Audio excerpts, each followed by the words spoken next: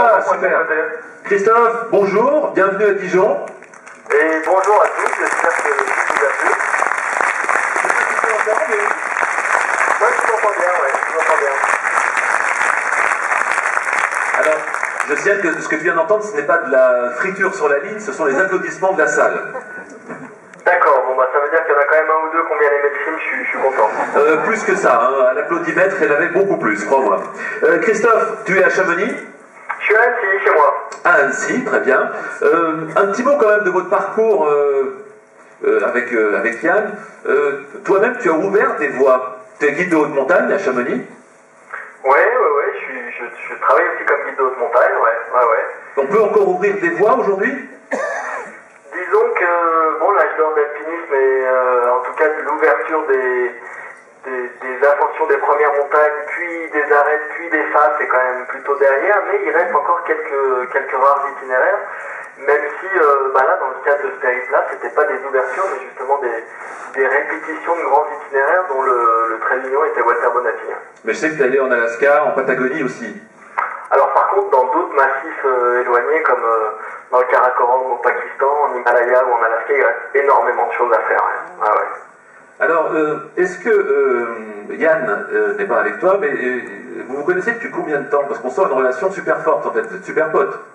Et Yann, moi je crois que j'ai été au courant quand il est né, parce que nos parents s'étaient amis et se connaissaient, donc si on part de là, ça fait 21 ans, vu que c'est son âge. Mais il y a vraiment 3 ans qu'on s'est mis à grimper ensemble, d'abord pas très loin de la maison, on avait trouvé nos cordées sur des enchaînements qui sont autour des montagnes de chez nous, c'est-à-dire le massif des Bornes. Et puis on est parti assez vite dans ce périple que je lui ai soumis, qui lui a plu, et c'est vrai que on s'entend très bien, lui par rapport à son jeune âge, étant donné qu'il avait 20 ans dans le parcours Bonatti, il est d'une maturité qui est assez rare, il est performant dans tous les domaines. On entend souvent se plaindre dans le film, mais en fait on s'est vraiment partagé les longueurs et la cordée était vraiment totalement équilibrée. Bonatti, et vous l'aviez rencontré? Bonatti, je l'ai entreaperçu de loin, mais j'attendais justement avec impatience l'enchaînement de ce périple-là pour aller à sa rencontre, déjà pour décrypter vraiment le personnage en profondeur. C'était vraiment un des objets de toute un petit peu l'étude documentaire et puis la construction du film, c'était vraiment d'aller à la rencontre du personnage. Mais voilà, on attendait de le rencontrer avec le réalisateur Bruno Perronnet. Il devait faire partie du film et est-ce que... Cet enchaînement avec la notion de le faire non-stop, comme ça, sans pause, avec aussi un petit côté performance quand même, est-ce qu'il aurait validé ça? C'était dans la lignée de ses valeurs? Je sais pas, parce que bon, c'est aussi un grand écorché vif. Il y a eu des histoires qui l'ont vraiment marqué au fer rouge dans sa carrière alpine.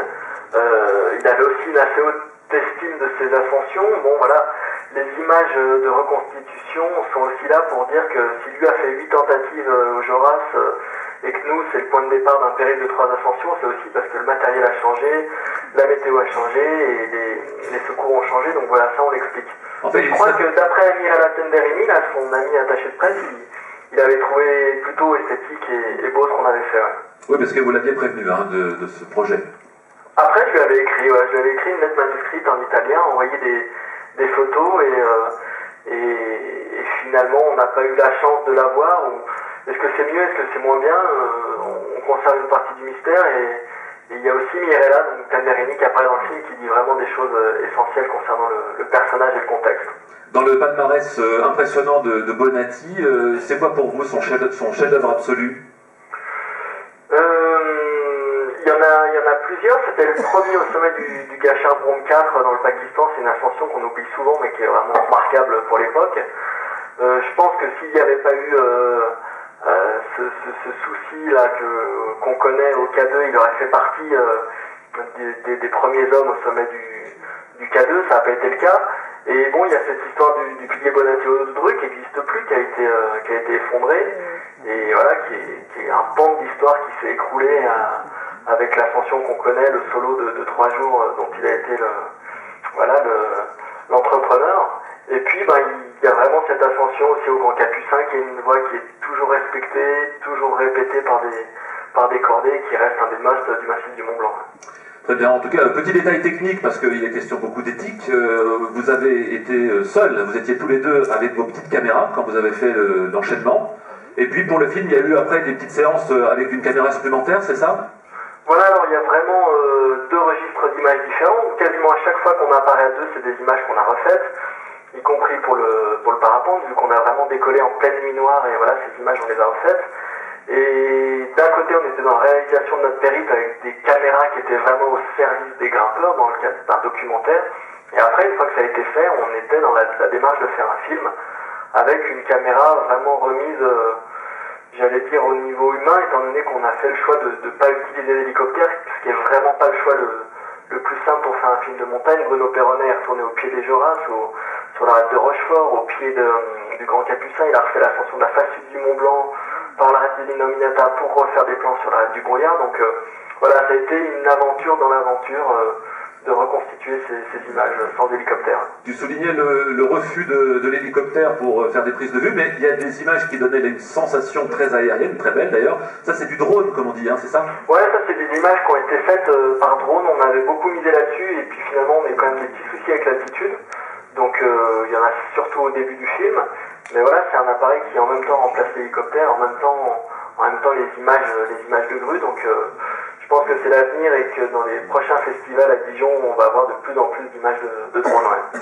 Merci beaucoup en tout cas, Christophe, de nous avoir donné un petit coup de fil. Je sais que tu pars pour la Chine prochainement. Pourquoi faire?